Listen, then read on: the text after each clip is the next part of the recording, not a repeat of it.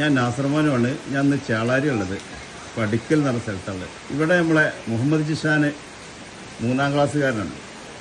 ഒരുപാട് നല്ല മനസ്സിൻ്റെ ഉടമസ്ഥ. അവൻ്റെ ഉപ്പയും അവൻ്റെ വല്യപ്പ അലുവിക്കുട്ടിയാക്ക ഒരുപാട് നല്ല കാര്യങ്ങൾക്ക് നേതൃത്വം കൊടുക്കാനാണ്. അദ്ദേഹം സൗദിയിലൊക്കെ ആയിരുന്നു.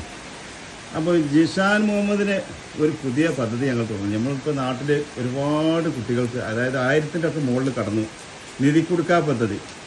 കാരണം പകുതി കാശ് അവർക്കും, അവർ സമ്പാദിക്കുന്നു, അവരുടെ കുടുംബത്തിന് കിട്ടുന്നതിനൊക്കെ പകുതി കാശ് അവർക്കും, പകുതി കാശ് നാട്ടിലെ പാലിറ്റീവിൻ്റെ പ്രവർത്തനത്തിനോ നാട്ടിലെ പാവപ്പെട്ട കുടുംബങ്ങൾക്ക് രോഗികളായ നമ്മൾ എന്ത് സഹായിക്കുമ്പോൾ അതിൽ ജാതി മതവും രാഷ്ട്രീയം നോക്കരുത്. പാവപ്പെട്ടവനാണോ ഓലെ സഹായിക്കുക. അതാ പടച്ചമ്പരം നമ്മളോട് പറഞ്ഞത് കേട്ടാ. അപ്പം നിധി കൊടുക്കൽ എങ്ങനെയാണെന്ന് അറിയാം. ഇത് മാനോക്കാൻ്റെ വക. ആദ്യം ഇത് നിധി കുറുക്ക മേടിച്ചാളിൽ പകുതി നിധി കുറുക്ക മേടിച്ച 50 റുപ്യക്ക് 50 റുപ്യ എന്ത് ചെയ്യാം, ഒരു പാവപ്പെട്ട വയസ്സായവരാക്ക് അതിൽ ജാതി മതം നോക്കാതെ മനുഷ്യന് കൊടുക്കണം. എന്നിട്ട് പ്രാർത്ഥിക്കാൻ പറയണം. ഏത് സ്കൂളിലെ കുട്ടി? എയിംസാ. എവിടെ? ആലുങ്ങൽ. അപ്പൊ ഇതിന്റെ കുട്ടിക്ക് നിധി കുടുക്കിക്ക് കിട്ടിയ ശേഷം പകുതി എൻ്റെ കുട്ടികളാ. പകുതി എന്ത് കിട്ടുമ്പോഴും വലിപ്പം തരുമ്പോഴും ഇപ്പം തരുമ്പോഴൊക്കെ അതിലെ പകുതി എന്ത് ചെയ്യണം, എൻ്റെ കുട്ടിക്കും പകുതി എൻ്റെ കുട്ടീൻ്റെ നിധി കുടിക്കലും. അതൊരു 10 മാസം ആകുമ്പോൾ ഫുള്ളാവും. അപ്പോൾ നമ്മുടെ നാട്ടിലുള്ള പാലിറ്റീവിൻ്റെ പ്രവർത്തനം അറിയില്ല. ഒരുപാട് പാവങ്ങൾക്ക് സഹായം ചെയ്യല്ലേ. കാരണം കിടപ്പിലായ രോഗികൾ ഹോസ്പിറ്റലിൽ നിന്ന് പറയും ഇനി കുടി കൊണ്ട് കിടത്തിയാൽ മതി. അപ്പോൾ അവസാന ആശ്രയം ആരാ? പാലിറ്റീവ് അല്ലേ. അതിലേക്കോ അല്ലെങ്കിൽ നാട്ടിലുള്ള എൻ്റെ കുട്ടീൻ്റെ പ്രായമുള്ള സ്കൂളിലുള്ള പാവപ്പെട്ട കുട്ടികളുണ്ടാവും.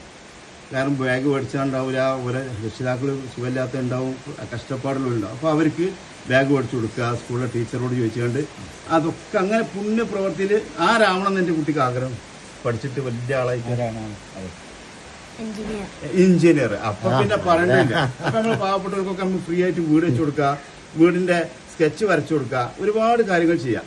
അപ്പോൾ മുഹമ്മദ് ജിഷാന് എഞ്ചിനീയർ ആവാൻ വേണ്ടി നിങ്ങൾ ദുആ ചെയ്യണം. ഓൻ്റെ ആഗ്രഹം സാധിക്കട്ടെ. ഒരുപാട് പാവപ്പെട്ടവർക്കും തണലൊരുക്കട്ടെ. ഇനി ഞങ്ങൾ ബ്ലോക്ക് ക്യാമ്പർ മൗട്ടിയൊക്കെ ഉണ്ട്, ഞങ്ങൾ പ്രമോദട്ടുണ്ട്. ഓരൊക്കെ വക വല്യപ്പാൻ്റെ വകയൊക്കെ ഓനക്ക് നിധി കുറുക്കിയിൽ പിന്നെ സമാഹരിക്കാനും ഒരു ഓഹരി ഓനക്ക് മുട്ടായി മേടിക്കാനും ഓൻ്റെ സുഹൃത്തുക്കൾക്കൊക്കെ മുട്ടായി മേടിച്ചു കൊടുക്കാനും കിട്ടിയിട്ടുണ്ട്. ഇൻഷാ അല്ലാഹ്. ഏതായാലും ഞങ്ങളെ ജിഷാൻ മുഹമ്മദിന് പടച്ചോനെ അവൻ്റെ മോനെ ആഗ്രഹിച്ചൊക്കെ നടത്തി കൊടുക്കട്ടെ. അത്രയും നല്ല ഒരു മോനാണ്. ഇങ്ങനെ ഓരോ രക്ഷിതാക്കളും സ്കൂളും കോളേജും ഇതൊക്കെ മക്കൾക്ക് കൊടുക്കുമ്പോൾ അവരെ നല്ലൊരു മനസ്സിൻ്റെ ഉടമസ്ഥനാക്കാനുള്ള കോഴ്സ്, പാവപ്പെട്ടവരെ സഹായിക്കാനുള്ള ആ ഡിഗ്രിയും കൂടി കൊടുക്കണമെന്ന് അപേക്ഷിക്കുകയാണ്. അപ്പോഴോ അത്തരത്തിലുള്ള മക്കളെ നമ്മൾ ദുനിയാവിൽ വേറെ ഒന്നും ടെൻഷൻ അടിക്കേണ്ട. കാരണം സ്വത്തിനും മുതലും വേണ്ടിയിട്ട് രക്ഷിതാക്കളെ പിന്നെ അനാഥാലയത്തിൽ കൊണ്ടാക്കൂല, കുടുംബങ്ങളെ മുഴുവനും സ്നേഹിക്കും, നാട്ടുകാരെ മുഴുവൻ സഹായിക്കും. നല്ലൊരു മനുഷ്യസ്നേഹി, നല്ലൊരു മനസ്സിനുടമസ്ഥനായിട്ട് അവർ ജീവിതത്തിലുണ്ടാവും. നമുക്കൊക്കെ ഇങ്ങനെയുള്ള മക്കൾക്ക്, നമ്മളെ ഓരോരുത്തർക്കും മക്കൾക്കും നമ്മളൊക്കെ സപ്പോർട്ട് ചെയ്യണമെന്ന് ഈ ഒരു കോഴ്സ് കൊടുക്കണമെന്ന് അപേക്ഷിച്ചുകൊണ്ട് സ്നേഹത്തോടെ നാസർമാൻ